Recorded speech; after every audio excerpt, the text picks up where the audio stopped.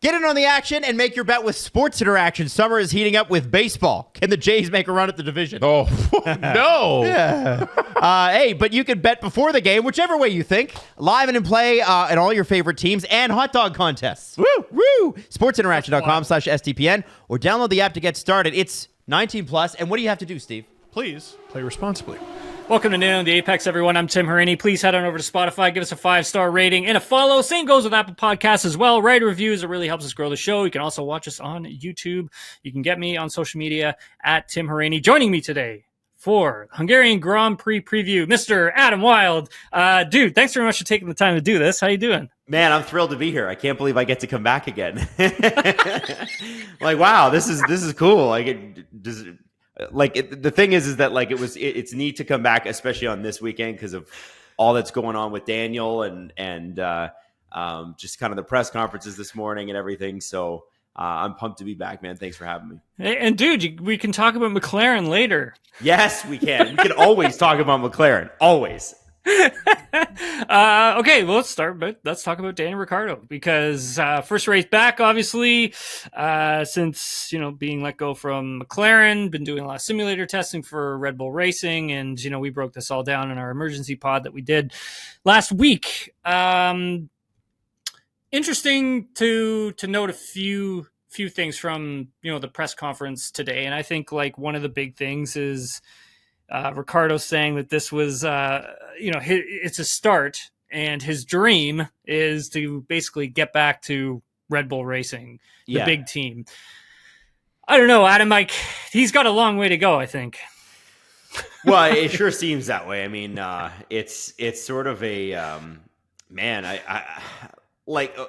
I think you got to set high goals, right? It's like, what's the Pitbull line? It's if reach for the stars, and if you don't grab them, at least you're on top of the world or something. Like, it's just such a cheesy line, but it's true, right? Like, if you don't have outrageous dreams, especially if you're super competitive and you've put your whole life into things, then what are you doing, right? Like, of course he wants to get back with the big team. I'm just surprised at how open he's being about it because he's just got back into the Red Bull family.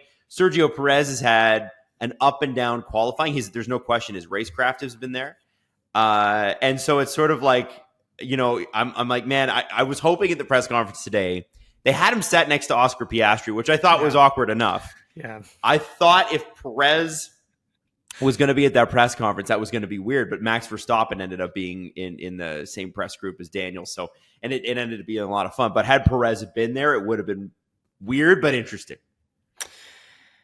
I think this, obviously puts a lot of pressure on Sergio to really perform. I mean, obviously the qualifyings haven't been very well over the past 5 races, and eventually they're going to really need Sergio to back Max up at some point later on, probably this season, but most definitely into next season. And I think if he can't really start to get to grasps with what he actually needs to do to extract the performance from the race car, then obviously he's in trouble. I mean, he was asked today, Sergio was about it. He first commented that he felt, he felt sorry for Nick, and what had went down there. And we can touch on that in just a minute. And he'd also said it was a very short experience. It was pretty brutal in that regard for what happened to Nick, and he said he's happy for Daniel to come back to the team. But at the end of the day, I mean, what do we expect him to say, right? Because he's not just going to come out of the gates firing, right? At the end of the day. But I think this puts a lot of pressure also on Daniel to perform, because I mean, Yuki Tsunoda also feels bad for Nick De Vries for leaving. Tsunoda also praised Nick's feedback during their engineer debriefs and how he went about doing that. He said it was like Niki Lauda-esque in terms of how deep he went with his feedback during and after sessions. And I think for a driver like Daniel Ricciardo, when you're kind of coming into this scenario, obviously you have to have an open mind and expect that you're not going to set the world ablaze your first time out onto the racetrack or your first race weekend. But at the end of the day, I mean, Adam, he's going to have to be closer than what Nick was, and Nick was probably about on average 2 to 3 tenths, away from Yuki.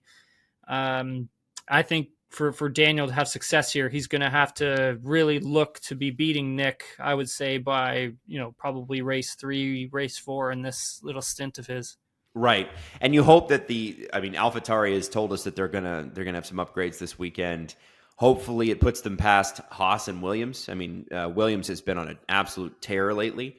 But I think, when you look at the way Nick DeVries, have you seen that clip it's an Andreas Seidel clip? And I don't know if it's from Drive to Survive, but it's one of those type of shows. And this is when he was with McLaren, and they asked him, what would you rather have? A guy who's difficult to deal with, but fast, or a guy who's easy to deal with, but he's not fast enough. And he said, I'd rather have the guy that's difficult. He's like, I can teach you not to be difficult. I can't teach you to be fast. Mm-hmm. And, I went through, the Athletic put together like a list of how Nick DeVries lost his seats, right? And he went through every single race. There was some highlights in there. There were some good things, but I wonder if this is a case of buyer's remorse, right? Red Bull got excited about what he was able to do with the Williams car last year, scoring points, in his first race and that sort of thing.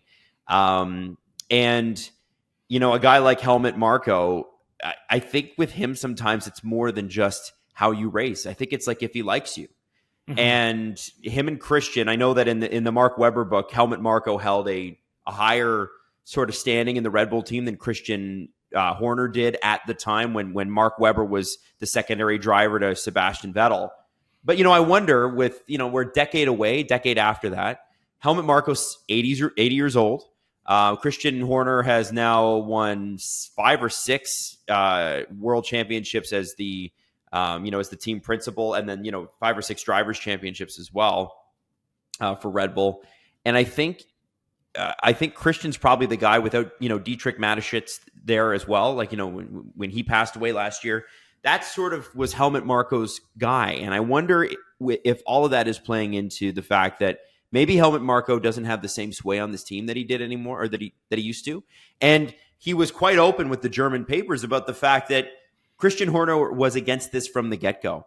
And we saw with Pierre Gasly, we saw with Alex Albon, when Christian Horner doesn't like you, your time is pretty much up.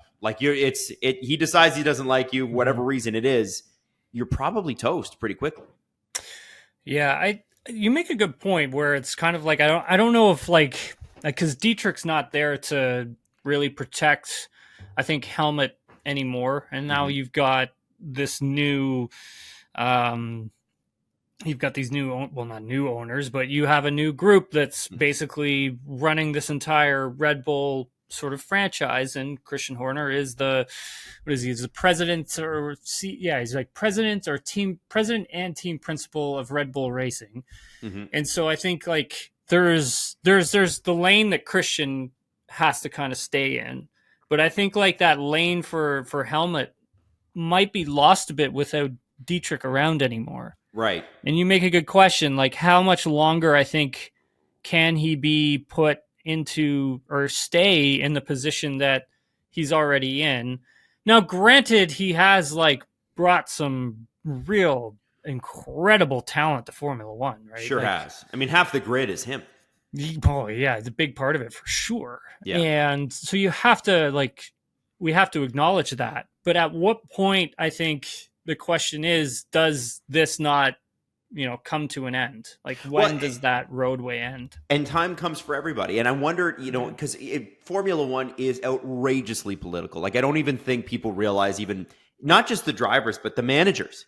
And I wonder, Helmut's a bit of a special case because no other team has a Helmut Marko. It's like Christian and Helmut, where everybody else has, one person. With McLaren, they do have a team principal, but Zach Brown is sort of the public face. Toto Wolff at Mercedes.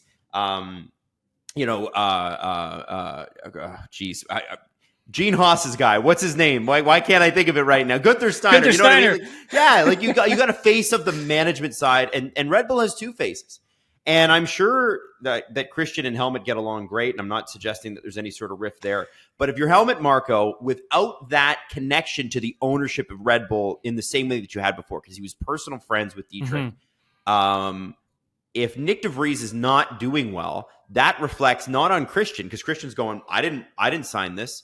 It reflects on Helmut, and I wonder if they make that choice quickly because they don't believe that Nick's going to work, and why keep him for the entire year? And we know that Red Bull ownership and the sales team love Daniel Ricciardo, and also he comes in, and I think based on his performance last year, people are quick to diminish Daniel Ricciardo as a driver.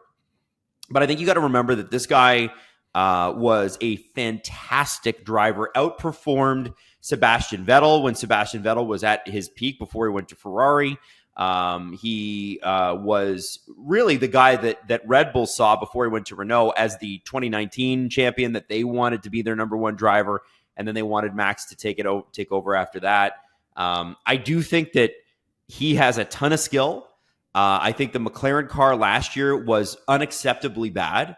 And I don't think it was meant for a driver like him. And, Carlos Sainz has said it was a weird car as well.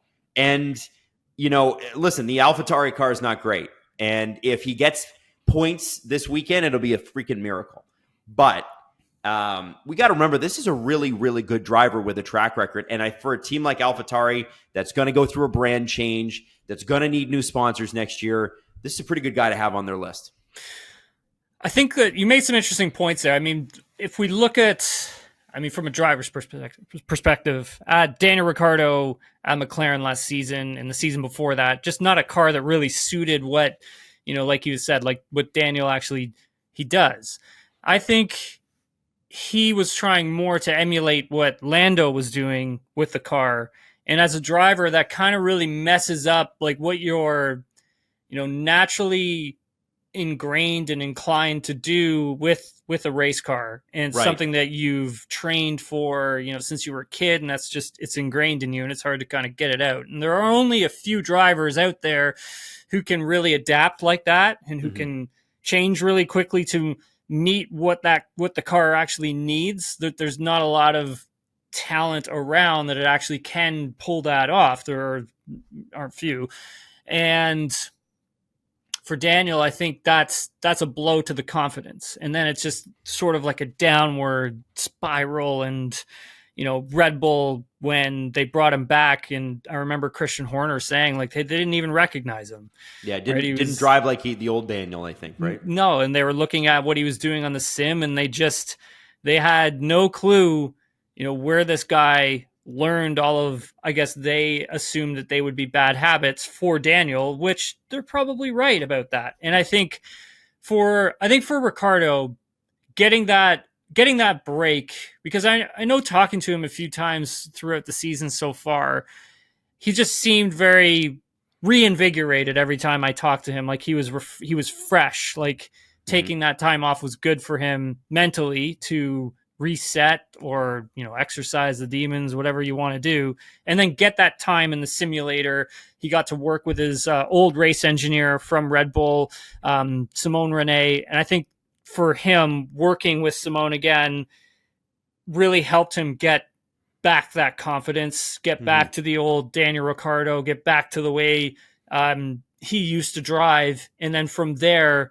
getting that tire test. And I think the mentality for Daniel was just to go in and to have fun. And I think that's something that was really lacking when he was at McLaren for those few years, and maybe even Renault for a little bit, just missing out on being back in that Red Bull racing sort of family where he was comfortable and he was having fun. And but on the other side of it, he was the one who left. So yeah. And I think he left because he wanted to prove to himself that he could. But I think at the end of the day, I mean, he obviously had, there's been a lot of chatter about like his new agents versus what he had at the time when he left Red Bull. And I know he's with CAA now. And from what I've heard, CAA, had they been advising him at the time, would have never let him leave. They would have kept him there. Because of what you just said, Tim, it's really hard to adapt to new systems. And people forget his second year at Renault, people write that off. He was fifth in the drivers' championship. He was really, really good. And for a car that, that engine, that power unit was not great. There's a reason why a whole bunch of teams, including Red Bull, stopped using it. There's a reason why Mercedes and Ferrari are essentially the whole thing outside of a couple of cars right now, and it used to be all Renault power units, right? They, along the grid. So all that is to say, I'm it's thrilled to have him back, but I also think there's a lot of business decisions here that make a lot of sense for him to be back. And I think that anybody out there denigrating his performance, especially, you can't. Obviously, I hope he does well this weekend, but I'm not sure how well this track lends itself to what the AlphaTauri car is, which, I mean, I don't know what that car does well. Like, it doesn't do straightaway speed well. It has bad balance. It doesn't corner. The brakes aren't great, which was a problem at McLaren. So I'm not totally sure what we expect, but what would you see, Tim, as a success this weekend, not just for him, but for Yuki and for that team?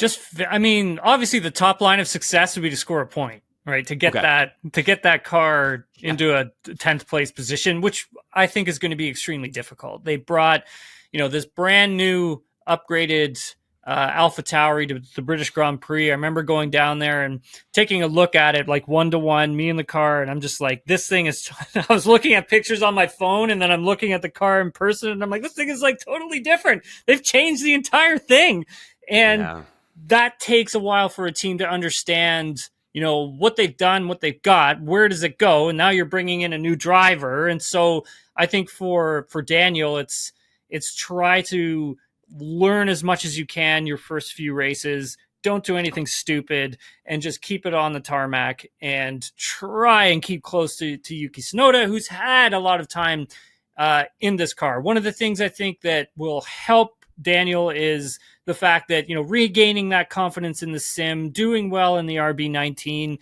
and having that RB19, mirror the AlphaTauri a little bit in terms of the driving style, because Max likes a car that's pointy, right? He has a nice loose rear end. He can chuck it into the corners. With this current regulation, these cars lead to more understeer. They're a lot heavier. They're not as pointy on the front end.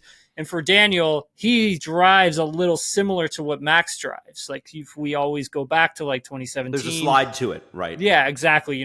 They were very close in terms of pace and qualifying on each other. I think, like, for Daniel, it's trying to understand what he's got underneath him and not trying to do what other drivers are doing, do what he does, and try and get the car to conform more to what he does. And if the car doesn't want to do that, then as long as he's just giving his best effort, I think that's what's important. I think it's when he starts to think about changing that driving style that, he's really going to screw himself. So I think he's going to be okay. I think he's going to run really well. And honestly, I think by the time we get to race 5 of this thing, I think he's performing relatively close to Yuki, if not outperforming him. And then at that point, Red Bull's got to be happy with that, right? I think so, yeah, for sure. And I think that then that puts that pressure on Sergio Perez that we've spoken about, that he needs to be better. And Christian Horner has confirmed that Sergio has a contract for 2024 to be back at the team. And well, I mean, so did Nick DeVries. Yeah, I was just going to say that, right? But I don't know how locked in Sergio's contract is. Nobody knows, because of the way that drivers' contracts are structured, and they're weird.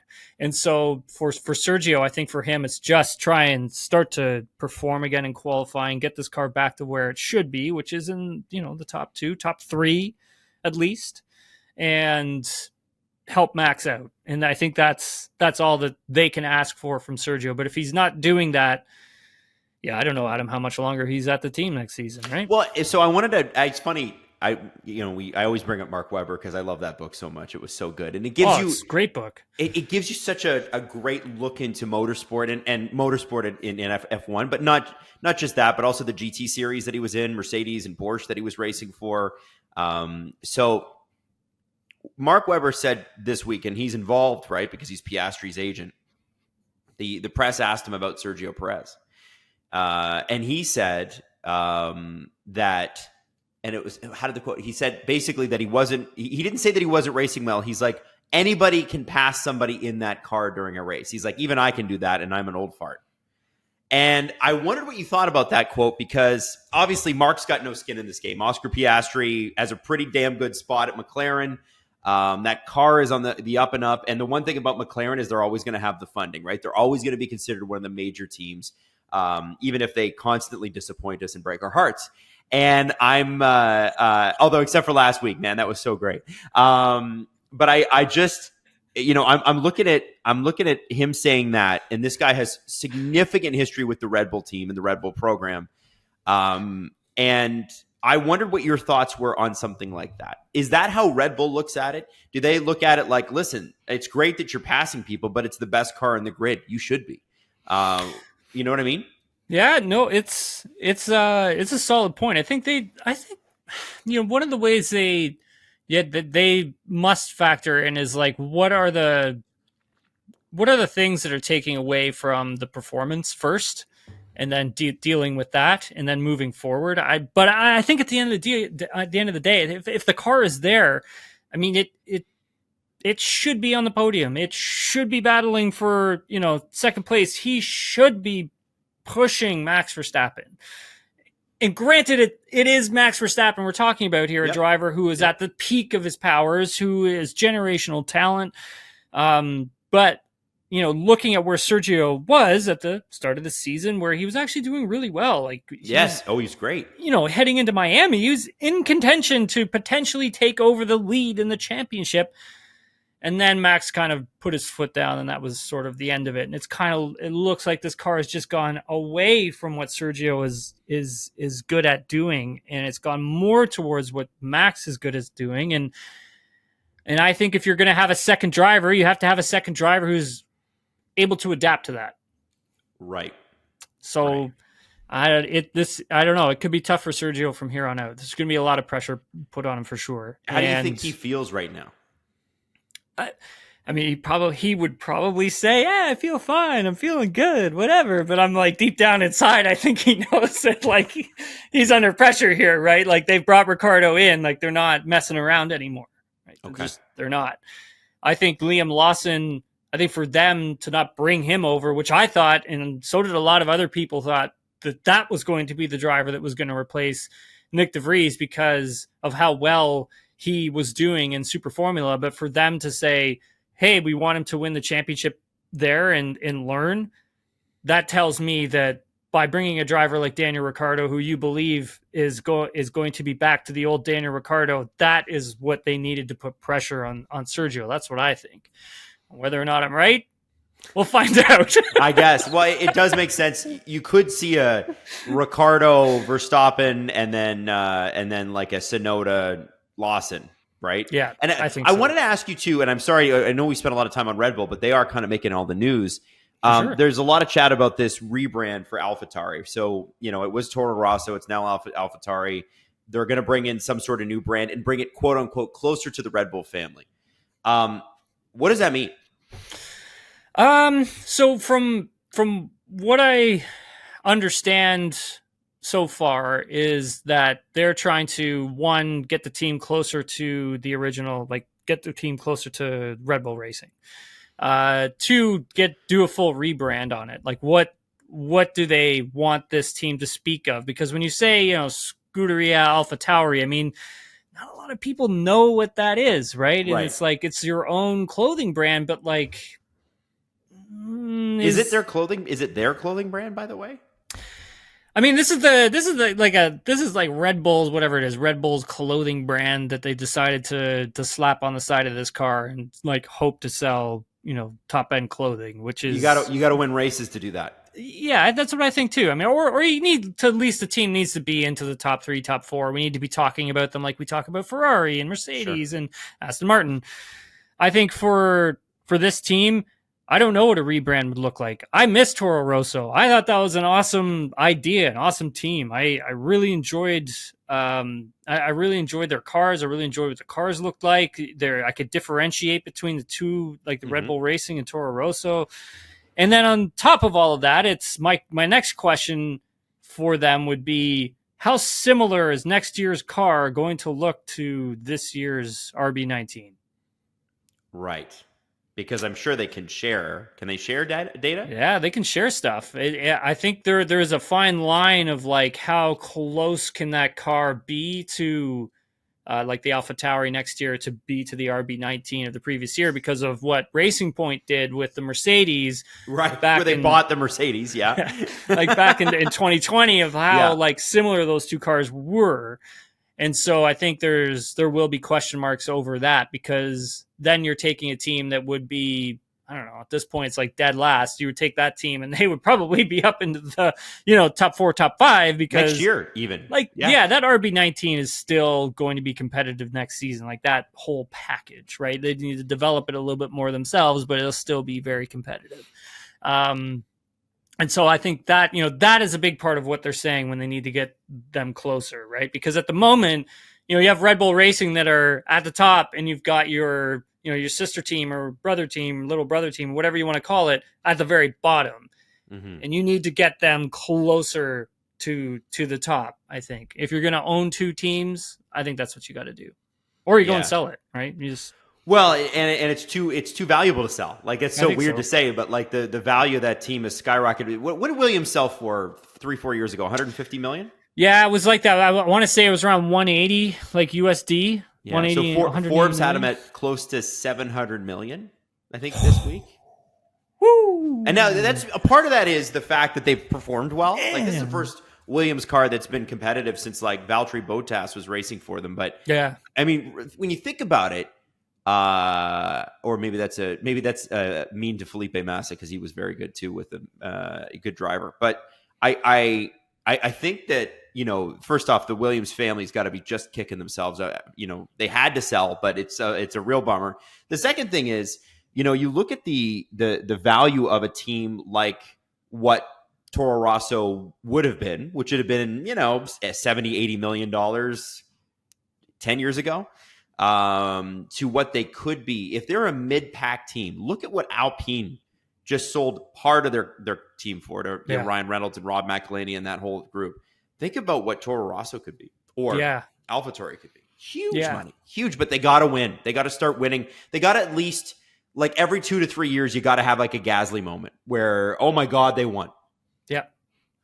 And I think like for Formula One, it's in their best interest to have these surprises happen within the sport, not having, one driver, one team always winning, right? Mm-hmm. They need to find ways of getting more convergence, getting that faster. So you're getting more unknowns because, it's like you and I have talked about before, the more like we get more unknowns within Formula One, the more this sport like will go to another level and it'll just keep going to those new heights. Right. And I think for Formula One, that's what they want.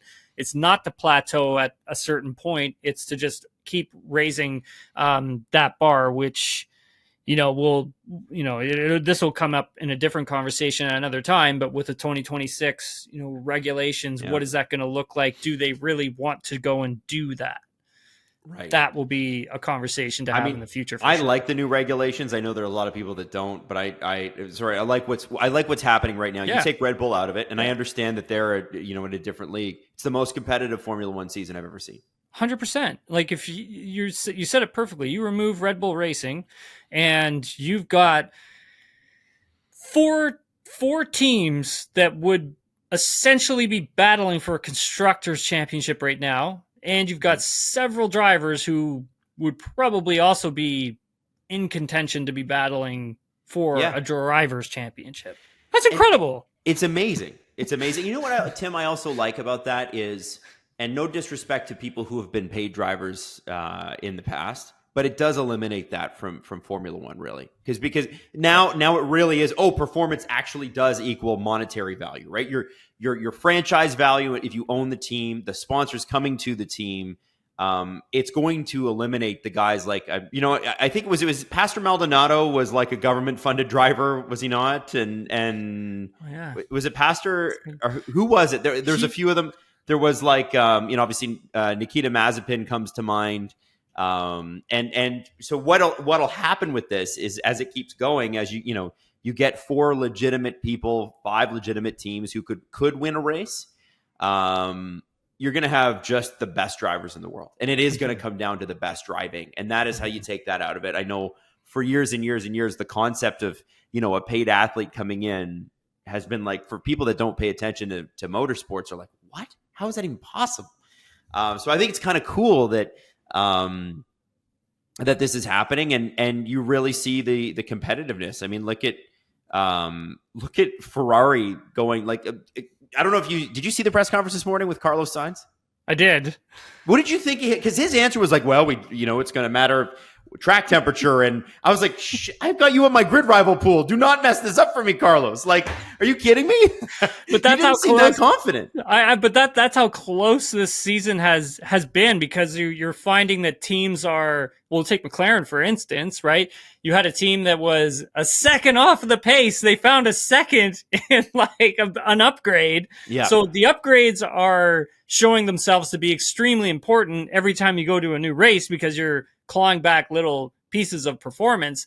But on top of that, you're factoring in, like, how does the car use the tire? What type of corners do we have here? Because it's now being looked at as, we're going to a tight, twisty circuit like Hungary. That's probably going to favor a team like Aston Martin. Mm-hmm. And then you're going to go to a track like Spa, fast, high-speed corners. Your car needs lots of downforce.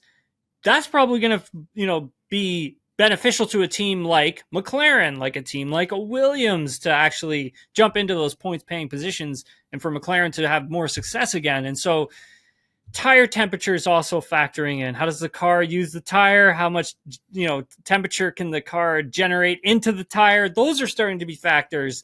Mm-hmm. And in the race as well, like, do you have a good qualifying car? If you have a good qualifying car, if you set it up well for the race, and if not, well, then you're going to be like Haas, right? Yeah. You're going to, like Nico Hulkenberg pumps in a good one and then drops to the back. Yeah. So yeah, what is going on with them? They man.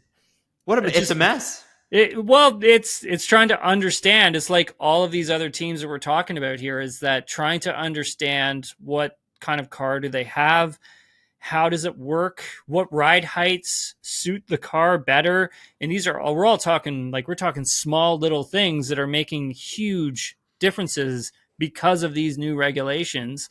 And that's why we've had such an exciting season in terms of that midfield, or I guess second place team all the way down. Mm-hmm. And it's like you had said, it's because the regulations are working. It's just that Red Bull has hit on something at first. They have a genius. They have a genius running their engineering program. Adrian 100%. Newey he's the Tom Brady of race engineering. Want to touch on an 11th team coming into Formula One. There were some reports flying out this week, and I could talk to this a little bit more from the British Grand Prix, but being at that particular event, but there are reports flying out there that Andretti Global will probably get their what do I want to call it? Basically, their submission pushed forward by the FIA, which is sort of the first door that Andretti Global needs to kind of go through to get to the next step of trying to get an Andretti team onto the grid with some GM backing. The other team being High Tech, that was another one that was mentioned, and then there are two other ones, but I don't think they really have a shot. But for Andretti in particular, I think they have a legit shot at this. Adam, it was interesting because, when I was sitting in the press conference with Toto Wolff 2 weeks ago at the British Grand Prix, I mean, he was strongly against having another team on the grid unless they brought some significant value to Formula One. And Stefano Domenicali actually kind of echoed that as well. He feels comfortable with just 10 teams at the same time. Now, granted, Stefano is the president of Formula One, but Liberty Media is the one that owns it all. So for Liberty, I would like to know where their thoughts are in terms of having an 11th car onto the grid, and do they bring that sort of expansion fee, and how much is it going to be? Because in the Concord agreement that everyone has signed, it should be about $200 million, but looking at where Formula One is now, I mean, it's got to be over $600 million. It's got to be 100%. Well, there's. I was watching something yesterday on the MLS. And the expansion fee for an MLS team, I think there's one going to San Diego, is $500 million. The Vegas Golden Knights in the NHL, and I think the NHL is actually, the NHL and the MLS are two leagues to watch, and I know Liberty's watching them because they're doing the best job with expansion. The Vegas Golden Knights spent $500 million just for the franchise tag. The Seattle Kraken spent $750 million, and they're saying for teams like, if there's going to be a team in Houston or Atlanta or, wherever else it's going to go next, $1 billion. And why shouldn't it be that for Formula One? They should be that. But the other thing that Toto's going to be against any new competition, because that's his job. He needs to keep the competitors to 9 other teams, not 10 other teams or 11 other teams. Reality is we've had 12 teams on the grid before. That has happened. It is possible to do it again. The cars are huge now, so it's going to make the garages a little cramped. But what I think is sort of the most interesting part is the fact that Liberty has broken into the United States in a way that 50 years of Formula One never could. You're talking about some of the greatest drivers ever: Ayrton Senna, Michael Schumacher. Just those are just 2 names, but you can name a whole bunch of people. And none of them broke the North American market like Liberty did with Netflix. That's what it comes down to. We now have 3 races in the United States, 1 in Canada. Are you telling me that Liberty is going to be okay with them not having an American team? And I'm not talking about Haas. Haas is an American name. They are really the only American-based team, but Cadillac, the brand, you can keep that out of Formula One. And I mean, it's a good rebrand for Cadillac because they're sort of known as the old man's slow, boring car. They are. They're like, every time I see a Cadillac, I'm like, who spent money on that? Like, you ever look at those Cadillacs and go like, what kind of weird misshapen polygon video game freaking thing is that? Like, but I they love the used to be CTSV. cool. I love the CTSV. That car's badass. Okay, I'll get you on that one. I'm with you on that. But there's so many that you're like, what the hell's going on here? Like the Escalades basically saved the brand, and I think Cadillac, the business, is looking at this jump into Formula One as a way to go, okay, this is how we get cool, like the McLaren road cars and the Mercedes AMG GTSs and the whatever else, Ferrari's a Ferrari, right? Yeah. But that's the way that they can reform their business plan and get younger, because frankly, people that buy Cadillacs are just too old to buy them now. They need to get younger. And I look at this from Formula One's perspective, from Liberty Media's perspective. Andretti's such a great name in racing as well. There is no loss here. All this comes down to is, what's the fee? And I'm with you. It should be $500 or $600 million, and I think Cadillac and Andretti will have it, and they will bring in fantastic sponsorships, and they'll buy good drivers. That right off the bat they're going to have a really strong driver lineup, and one of them will be an American. Oh, for sure. Hopefully it's Colton Herta or like Kyle Kirkwood or someone like that. Like, to have more exciting talent coming into Formula One, can only help Formula One. And I think yes, you've got Haas, they are an American team, but I think you need just a little bit more American involvement as well to kind of, take the sport again, just to a tiny another tier. I mean, they're not going to, take this thing to the big time. No, but I really feel strongly about having another team on the grid, giving young drivers another place to go. I don't think 20 seats are enough. I mean, for the most part, if we take a look at their Formula 2 pipeline, when the hell does a driver ever really get the chance to come from Formula 2 and jump into F1, right? It's slim to none. I mean, Felipe Drugovich, incredible last season. He's a reserve driver, right? Like, when's he going to get a chance to get into an F1 car? I mean, the more sort of teams that can be sustained and can bring value and can pay that expansion sort of fee, then I think they should definitely look at it and recognize it and see, like, okay, well, how does this help our younger drivers as well? Because they're the stars of the show too, right? Yeah. That's the way I look at it. You need because it's a very European sport. There's no question. That's part of the joy of Formula One, is that it is not fully Americanized. Yeah, I do think having 100%. an infusion of American business has not been the worst for Formula One. I mean, I think there's certainly the American business principles have really benefited the sport over the last 5 or 6 years. And, 5 or 6 years ago, we didn't have any American brands associated. Like Ford pulled out with Jaguar in 2008 Long during the time ago, crash, yeah. right? Terrible team, just awful forever. And, I think we haven't had an American brand. How do we not have a General Motors? How do we not have now we're going to get Ford with Red Bull. I don't expect Daimler Chrysler to be a part of it anytime soon, but I'd like to see Cadillac, like a GM involved. We got Ford involved, and then I'd like to see a team from Germany or Japan come in. I'd love to see a Toyota. I'd love to see Honda launch their own team. I'd love to see BMW come back in, and that's 12. And that I think is perfect. Like launching a legit team, not just partnering up with Aston Martin, or partnering up with Red Bull, or partnering up with another team that's already on the grid.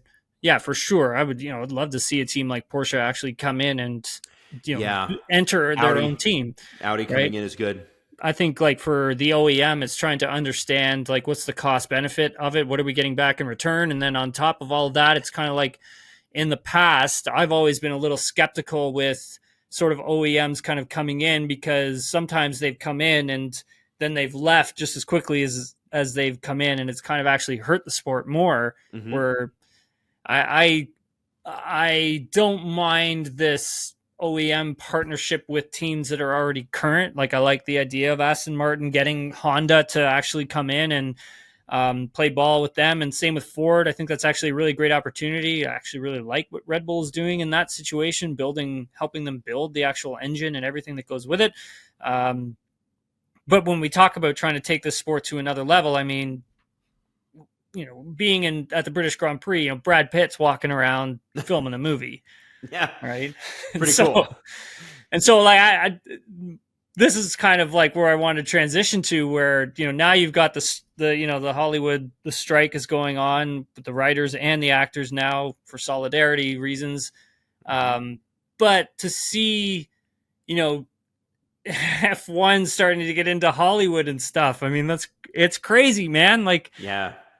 Brad Pitt was walking right beside me, dude, at the British Grand Prix. We were walking cool. Side by side. I'm walking to the media room. He's walking down from the driver's briefing, and I'm going for a run because this is at night. And he's still at the track, and it's 7:30 at night, dude. And he's standing right beside me, and I'm like, It looked like a pretty convincing team too, right? They've done the livery, they've done the race suits. It all looks legit. Yeah. It reminds me of do you remember the Sylvester Stallone race movie? And I think it was based. It was the IndyCar based movie. I forget what it was called, but it was Driven. Driven. I wanted so badly for that movie to be good because my god! It also started in Toronto, which I love because obviously the Indy. But man, it was such a bad freaking movie. Terrible. So bad. I think that set Champ Car back. No question. Yeah, no question. I think for sure it set open wheel back, man. But obviously Premium Rush did really, really well, right? Yeah, Rush was great. Yeah. So it was Rush or Premium? There was one that was Rush, and then there's Premium Rush, which is something else. I don't even know what that is. Rush was great. The James Hunt, Niki Lauda thing, that was a fantastic thing. Yeah. We need some of that pop culture influence. I got to ask you, is Brad Pitt as handsome in person as he looks? He's a little guy. Is he short? He's a little guy. I'm bigger than him. I'm big, but I mean I'm taller than him. No he's way. They always shoot him like he's 7 feet tall. Yeah, it's the angles, brother. Yeah, no kidding. I got to work on my angles then. Oh yeah, you and me both, brother. As for that Brad Pitt movie, so I guess they will be doing some shooting at the racetrack this weekend, but I think it's just with their stunt drivers, and they're going to be doing some pit stop sequences. They're going to shoot some stuff in the paddock, but yes, no Brad Pitt. None of the actors I think will be there in any scenes. They're kind of just still pushing on, but something new that is coming this weekend is a qualifying format, which we can jump into really quickly. Yeah, explain this because I haven't kind of jumped into this one, so I'm hearing this really for the first time. Yeah, because I've gotten a lot of questions about it on Twitter. People confused. So it's called the alternative tire allocation. It was supposed to be launched at the in San Marino, so the Emilia Romagna Grand Prix, but obviously that got canceled due to the flooding and everything that was going on within the region. So the next race up was Hungary, and so here we are. So how it works. So usually teams are given free choice of tire during qualifying. Teams usually end up running the soft compounds, but for this weekend, teams will have to use the tires that are as follows. So in qualifying 1, the teams will have to start on the hard tire and use the hard tire for qualifying 1, and that's it. You can't use any other compound. Then into Q2, you get the mediums. That's all you can use. Q3, softs. That's all you can use. So this is going to force the drivers to be fast and push on every type of compound. And so instead of the drivers getting 13 tires within the weekend, they're only getting 11. Okay. And they're getting, I believe my math is correct, they're getting 4 mediums, 4 softs, and 3 hard tire compounds. And that's it for the entire weekend. And you have to give some of those tires back to Pirelli, which also hampers what you're doing. So you, as a driver, like, you can't screw up on these tires. You can't lock, like, it's going to be tricky for the drivers to wrap their head around this, because it doesn't afford mistakes in any session, in your free practice sessions, in your qualifying sessions, and then obviously into your race, you need to have some tires left that you can actually push, use, get some performance out of. I think for the qualifying, it's going to force the drivers to really have to adapt, their driving style, for each different type of tire that they're getting. If it rains during qualifying, then this whole thing goes out the window. Okay, and so we're hoping it doesn't. Yes. But if it does rain, then it's gone out the window, and then the teams can choose whatever they want to run between the inters and the full wets. So I think the qualifying strategies will be interesting for like Q1, where it's kind of like, that's a tire that's going to last, but you got to get it into the window, and that usually takes a while. And so I see teams like putting the cars in some higher fuel loads and just having them circulate and run laps until the tire's in the right window to execute a couple fast laps. So we'll definitely get more on-track action for sure. But I'm going to have to see it first to see if it actually has an impact on the grid and where cars are going to be placed. For sure, it's going to throw some surprises, 100%. But will it throw the surprises that we want at the teams that we want, right? Like, we want to see someone else on the front row other than Red Bull, right? Like, we want to see another team take pole position other than Max Verstappen or Sergio Perez. Yeah. I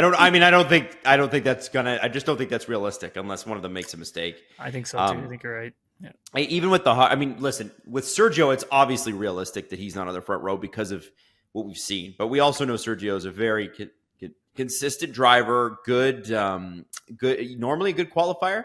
The thing I'm interested in is who can heat up those hard tires in Q1 fast enough. Yeah. And the team that comes to mind is McLaren, because they have been all season having issues with overheating their tires. I'm like, this is great, good. They can always. We know they can get through Q1 anyway, but still, like that's their biggest issue is heating those damn tires up too much. So I'm curious about that Q1. That Q1 is going to be wild because it's going to be good. Just because there's going to be a bunch of guys out there on cold tires, and there's going to be so much complaining. I can't wait for the complaints. They're going to be everywhere, man. Lewis Hamilton is going to be mad. You just know, right? And I love him, but he's going to be upset. Let's go to Twitter real quick. So we got some questions. Ty Jagger, apologies if I pronounce your last name incorrectly. I'm horrible at that. Asks if you could pick the drivers for 2 new teams on the grid. Who would you select? For 2 new teams. Put the drivers for 2 new teams. Assuming we're talking Andretti, Cadillac, and then High Tech, right? That's what I'm going to go with on that one. Okay. I'm going to say, okay, so if I'm bringing in a new team, and so I guess we would need 4 drivers in total. Okay, my team 1, I'm going to grab Lando Norris and Charles Leclerc. For my second team, and I'm just going with young talent here. For my second team, I'm grabbing, that's tough, George Russell and just because he's been kicking ass lately, Alex Albon. So I took this question as like, okay, if every driver's available, yeah, sure, I would take those guys. But I want to challenge you even further, Tim. Let's say that Audi's coming in this year, and we also have Andretti Cadillac and High Tech also. So we now have 12 teams. Okay, with what you know about the driver contracts, who is racing in 2024 for those two teams, knowing that some of those guys are locked down? Like Lando's at McLaren until 25. We know that Sergio's got that lockdown at Red Bull. However, we don't know. We don't know if they want to make a move there. Who do you think they would put in this year just to get crazy? Oh man, like this year, 2023? Yeah. Oh boy. I'd love to know. I would throw a ton of money at Lewis Hamilton. Okay. Like for 2024, right? Because we're talking like next season.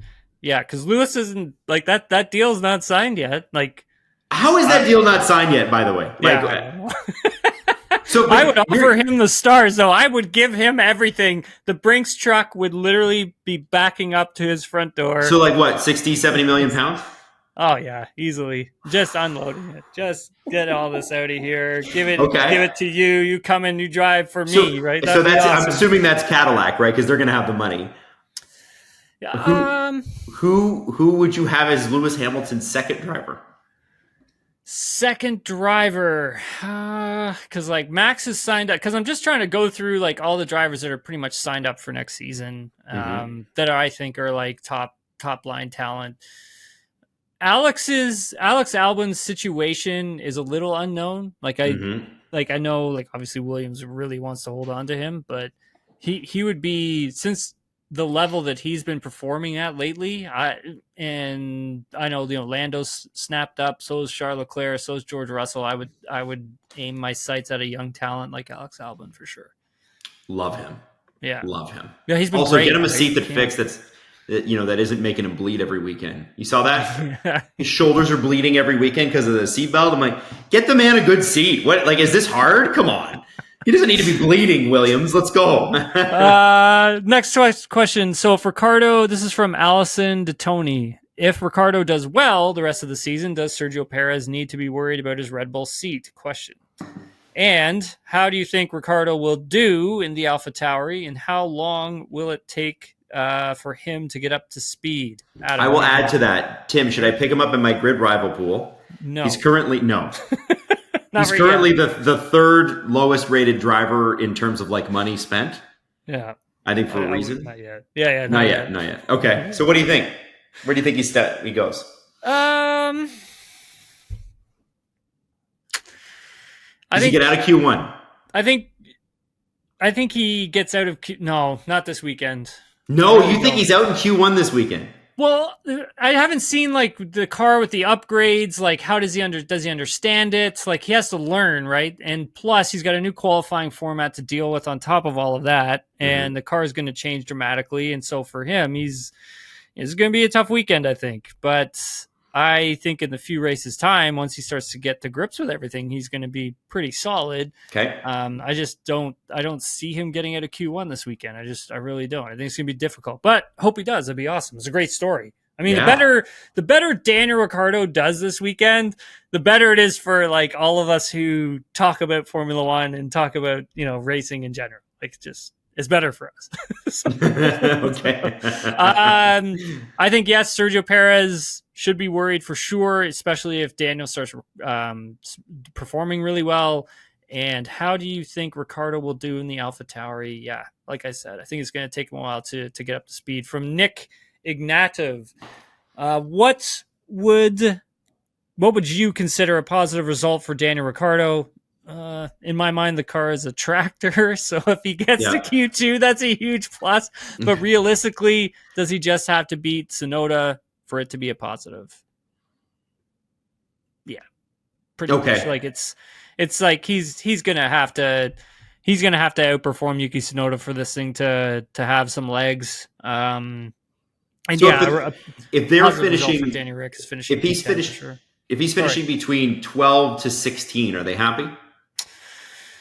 As long as it's in front of Sonoda, I think yes, Okay. because that he's got to perform well and outperform Yuki. From left front changer, F1 keeps playing with qualifying formats, complaining about space on track. That's true. I do prefer the IndyCar format. Split the grid for the first round to leave room 10 for 10, separate teammates even. No games with providing tows. Q2 could be 12 cars, then 8 or 10 for Q3. I don't know, Adam. Do you think Formula One should really play with their qualifying format, or do you like it the way it is? Well, Indy, there's like 40 cars. Yeah, 27 is a lot. Sorry. Like it's like holy crap. There's like so many drivers. Yeah. So I think that they have to for safety reasons. What I like about Formula One are the games. I like that there's traffic. I like that there are tows. I like all that stuff. Yeah, me too. It forces drivers that otherwise wouldn't work together to work together. I like the fact that there's traffic on the track, and that if you don't get your lap in early enough, like a lot of those guys just chill out in the pits for the first 5 minutes. It's like Haas and Williams, who are out there on their own. Go out and run a lap. Go set a time early, and then go back to the pits and hang out for a bit and see where everybody's at. That's what I think you should do. I like all the games. Yeah, me too. It creates more drama, more complaining. Yes, please, more complaints. I love that. Which is great. But yeah, no, I'm with you. I like the qualifying format as is. Adam, thanks very much, man, for doing this. I really appreciate you taking the time. It's awesome to always have you on and talk racing. It's always a lot of fun. I love it, Tim. Thanks for having me. It was so fun to hang out. What are you doing this weekend? Oh man, I'm flying to Washington State for my cousin's wedding, and so it's funny. I'm getting on a plane. The plane leaves tomorrow morning at Pearson Airport at 6 a.m. Yeah, it's gonna be a tough day. And then we fly into Seattle, then we go to Spokane. So it's a 2-flighter. So in between all of that, I'm going to be watching free practice on the plane. I will pay for the in-flight Wi-Fi. I don't care. And then of course, I'm definitely going to be watching on Sunday, watching Daniel Ricciardo get back at it. And it'd be cool being on the West Coast. It'll be really early in the morning. Oh yeah. So it'll be fun to watch that, and I'm looking forward to it. I will not miss this weekend. I have the F1 TV app for a reason. Awesome. Adam, thanks, man, for your time. Really appreciate it. I'm Tim Hauraney. You've been listening to Nailing the Apex. Please head on over to Spotify. Give us a 5-star rating and a follow. Same goes with Apple Podcasts. Write a review. Is like I always said, helps us a lot. You can watch us on YouTube. If you want more from me, you can get me on social media at Tim Hauraney. We will be back Sunday following the Hungarian Grand Prix for a breakdown of the race.